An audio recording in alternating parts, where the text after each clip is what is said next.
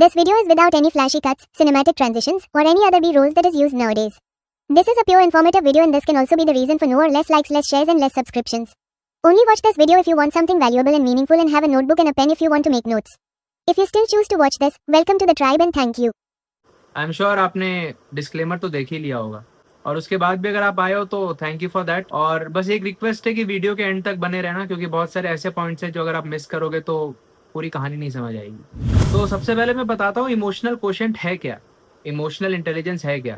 तो बेसिकली आपकी कैपेबिलिटी किसी भी इमोशन को हैंडल करने की, इन वेरी लेमन टर्म्स, उसको इमोशनल कोशेंट बोला जाता है।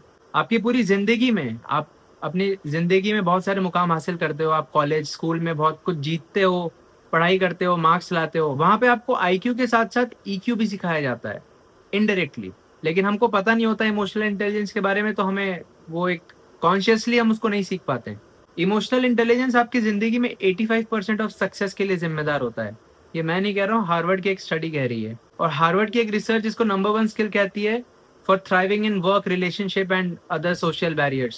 अगर आप अपनी जिंदगी में इमोशनली, रिलेशनशिप्स में, वर्क में, पर्सनल लाइफ में अगर सक्सेसफुल होना चाहते हैं तो इमोशनल कोशेंट होना, अच्छा होना बहुत जरूरी है आपकी जिंदगी में। तो आज हम लोग उन पॉइंट्स पे डिस्कस करेंगे कि कैसे आप इमोशनल कोशेंट को बहुत अच्छा बना सकते हैं और अपनी लाइफ में बहुत अल्ट्रा सक्सेसफुल हो सकते हैं, क्योंकि इमोशंस बहुत ज्यादा बात करते हैं जितना शायद हम समझ भी नहीं पाए। तो शुरू करने से पहले, मेरा नाम है डैनी, और अगर आपने मेरे शॉर्ट्स देखे हैं तो आपको पता ही होगा मैं किस तरह के वीडियोस लाता हूँ। अगर आपको पर्सनली डेवलप करना है, कॉन्फिडेंस बढ़ाना है, मैस्कुलिन बनना है, या अगर आप एक लड़की हैं तो आपको साइकोलॉजी समझनी है, डार्क साइकोलॉजी समझनी है, तो आप मेरे चैनल को सब्सक्राइब कर लीजिए, आप शेयर करिए अपने दोस्तों के साथ और लाइक जरूर से कर दीजिएगा। इससे एक हौसला बना रहता है कि मेरी जो ऑडियंस है वो मुझे देख रही है, मुझे एक्नॉलेज कर रही है। ऑलराइट, सो हम लोग पॉइंट नंबर 1 पे आते हैं, लर्न इमोशनल वोकैबुलरी। आप सबको पता है डिक्शनरी में हम सब ने इंग्लिश के वर्ड सीखे हैं, पर इमोशनल वोकैबुलरी या इमोशनल वर्ड्स हमें कोई नहीं सिखाता। ये हम सुन समझ के सीखते हैं, और जितना समझते हैं उतना ही सीख पाते हैं। तो जब भी आपको कोई इमोशन ट्रिगर हो आपके अंदर, जैसे आपको किसी चीज में गुस्सा आ रहा है, तो आप पहले समझो कि ये गुस्सा है या फ्रस्ट्रेशन है। दोनों बहुत अलग चीजें हैं।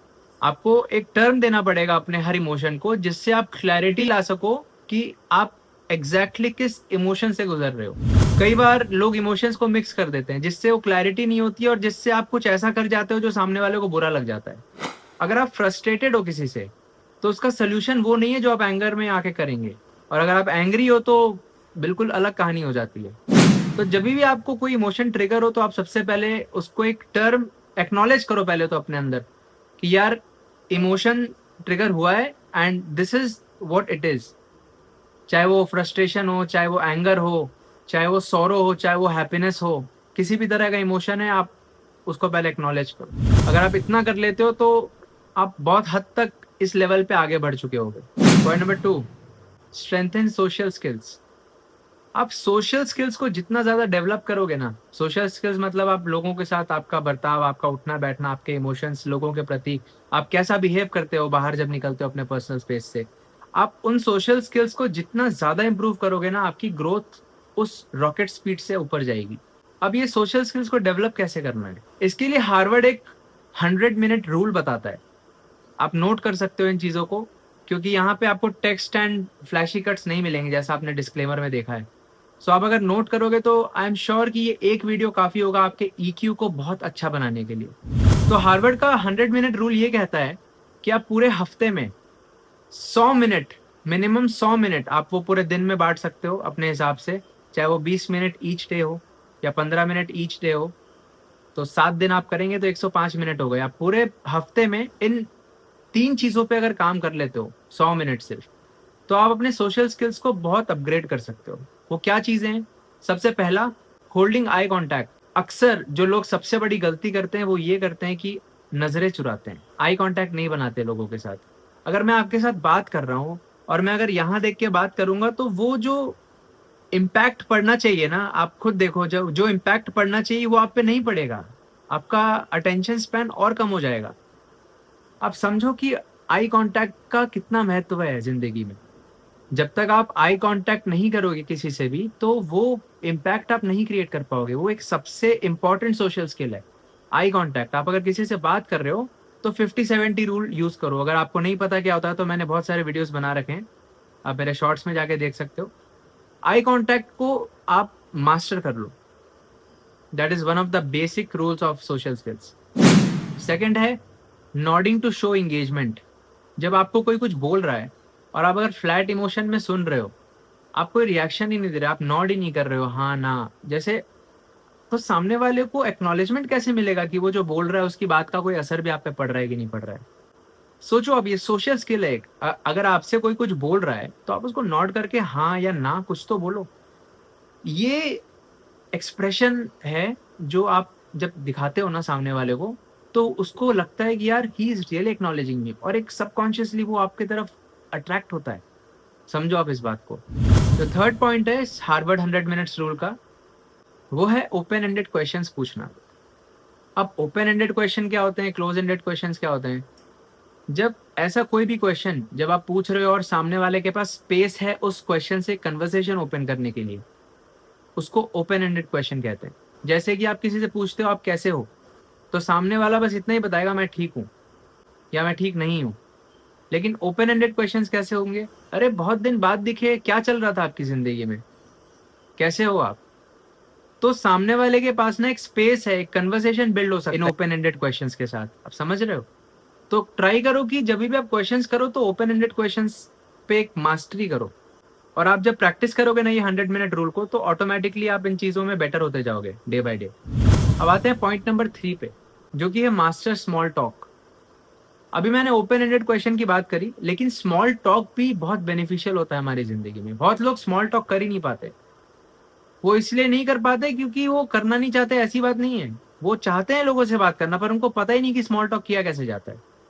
मैं आपको बताता हूँ। एक टेक्निक है जिसका नाम है फॉर्म, FORM। आप इस फॉर्म टेक्निक का यूज करके अपने दिमाग में बस इस फॉर्म को रख के आप किसी से भी स्मॉल टॉक कर सकते हो। F stands for family, how is your family doing. आप किसी से भी पूछो कि आपके परिवार में सब कैसा है। ये एक पहला स्टेप है। जब उसका आंसर करेगा तो दूसरा स्टेप में O फॉर ऑक्यूपेशन, और आजकल किन चीज़ों में बिजी हो, काम धंधा कैसा चल रहा है, ठीक है। तीसरा हो गया R स्टैंड्स फॉर रिक्रिएशन, और इस वीकेंड क्या कर रहे हो, क्या क्या एक्सेप्शनल एक्टिविटी चल रही है, लास्ट वीक क्या किया था। रिक्रिएशन, जब अपनी रोजमर्रा की जिंदगी से हट के कोई इंसान कुछ काम करता है उसको रिक्रिएशनल एक्टिविटीज बोलते हैं, जो फन के लिए करता है, एंजॉयमेंट के लिए करता है इंसान। और M स्टैंड्स फॉर मैसेज, कुछ मीनिंगफुल शेयर करने के लिए आपके पास होना चाहिए। जैसे कोई इंसिडेंट हो गया, कोई रियल लाइफ इंसिडेंट हुआ हो, या कोई ऐसी स्टोरी हो जो आप बताना चाहते हो, कुछ ऐसा फन फैक्ट हो, फन मैटर हो जो आपके साथ हो, जो आप शेयर करना चाहते हो। तो ये अगर टेक्निक आपके दिमाग में रहेगा ना, तो आप प्रिपेयर्ड रहोगे किसी से भी स्मॉल टॉक इनिशिएट करने के लिए। तो इसको आप बिल्कुल नोट डाउन करके दिमाग में रखिए। पॉइंट नंबर 4 पे आते हैं, जो कि है लर्न माइक्रो एक्सप्रेशंस। अभी माइक्रो एक्सप्रेशंस क्या होता है? आपने देखा होगा स्टार्टिंग से लेके अभी तक मेरी वीडियो में जब भी मैं आपसे बात कर रहा हूँ तो मेरे आईब्रोज रेज कर रहे हैं, मैं थोड़े नॉड कर रहा हूँ, मैं कुछ ना कुछ एक्सप्रेस कर रहा हूँ, मैं मेरे हैंड मूवमेंट्स हो रहे हैं, राइट। तो जब आप इस तरह से माइक्रो एक्सप्रेशंस पे ध्यान दोगे ना, जब आप अपनी बॉडी पे ध्यान दोगे कॉन्शियसली कि आपका, आप जब बात कर रहे हो तो आपके हैंड्स कहाँ पे हैं, आपके आईब्रोज उठ रहे हैं कि नहीं उठ रहे हैं, आपके आई बॉल्स कहाँ पे हैं, आप सामने वाले को देख भी रहे हो कि नहीं देख रहे हो। जब इन चीजों पे आप ध्यान दोगे तो माइक्रो एक्सप्रेशंस की डिटेल्स आपको पता चलने लग जाएगी। अब माइक्रो एक्सप्रेशन से आप बहुत कुछ कह सकते हो जो शायद जबान से भी नहीं कहा जा सकता। कैसे? जैसे कि आप आईब्रोज उठाते हो तो आप एक शॉक का फैक्टर बता सकते हो, आपको पता है, राइट। ये सब बेसिक चीजें हैं। अगर आप कुछ, मतलब आप एक्सप्रेशन से, ये मैं आपको बेटर तरीके से ऐसे समझा पाऊंगा, जैसे आप कोई आपसे कुछ बोल रहा है तो आप उसके सामने आ गए, मतलब आप गहराई से कुछ सुन रहे हो। तो ये सब जो हरकतें हैं, जो बॉडी मूवमेंट्स है, जो आईब्रोज, लिप्स के एक्सप्रेशंस हैं, जो आई बॉल्स के एक्सप्रेशंस हैं, ये सब आपको थोड़ा मास्टर करना पड़ेगा। और मैं ऐसे वीडियोस और लाऊंगा प्रॉपरली बॉडी लैंग्वेज से रिलेटेड, जिससे आप ये सब सीख पाओगे। लेकिन उसके लिए आप मेरे साथ जुड़े रहो। अगर आप मुझे सब्सक्राइब करते हो, लाइक करते हो वीडियोस को, तो definitely I will be very happy to share more videos on same topics. तो इन क्यूज को जब आप डिकोड कर लेते हो, इन माइक्रो एक्सप्रेशंस को जब आप डिकोड कर लेते हो, तो आपकी लाइफ में बहुत चेंजेस आपको खुद ब खुद दिखने लग जाएंगे। Point number 5, the 1 second body scan. अब ये क्या है? जब कोई भी इमोशन अंदर से बहुत तेज़ी से आपको आ रहा है ना, सपोज़ बहुत तेज़ी से गुस्सा आ रहा है या बहुत फ्रस्ट्रेशन हो रही है या बहुत खुशी हो रही है, तो एक बार के लिए अपनी बॉडी को एनालाइज़ करो कि क्या आपके कंधे टाइट हैं? क्या आपके हाथ फिस्ट मुट्ठी होती है वो क्लेंच्ड है? क्या आपके जॉज़ आप दाँत पीस रहे हो?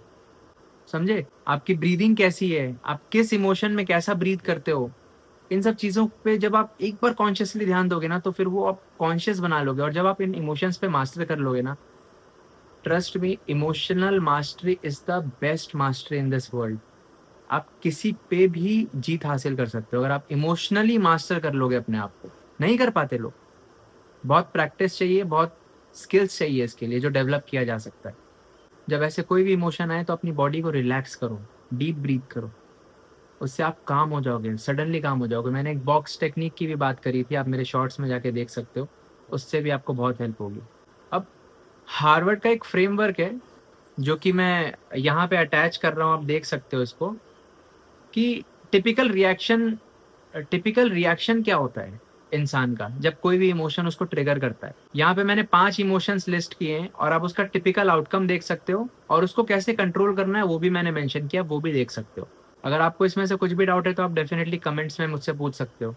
तो बस आज के इस वीडियो के लिए इमोशनल इंटेलिजेंस का ही टॉपिक मैंने चुना था, क्योंकि ये एक वैसा टॉपिक है जिसके बारे में लोग बातें नहीं करते। लोग समझते हैं कि अगर वो पढ़ाई-लिखाई में तेज़ हैं, वो अच्छे से सब कुछ जानते हैं, तो वो सब कुछ कर लेंगे, पर ऐसा नहीं है मेरे दोस्त। अगर आप पढ़ाई में थोड़े वीक भी हो ना, अगर आपका इंटेलिजेंस थोड़ा कम भी है और आप इमोशनली बहुत स्ट्रॉन्ग हो, तो आप ज़िंदगी में कुछ भी कर सकते हो। मैं खाली पेपर पे लिख के भी आपको बता सकता हूँ ये बात और साइन कर दूँगा। अगर आप इमोशनली स्ट्रॉन्ग हो, तो आप कहीं पे भी जीत सकते हो।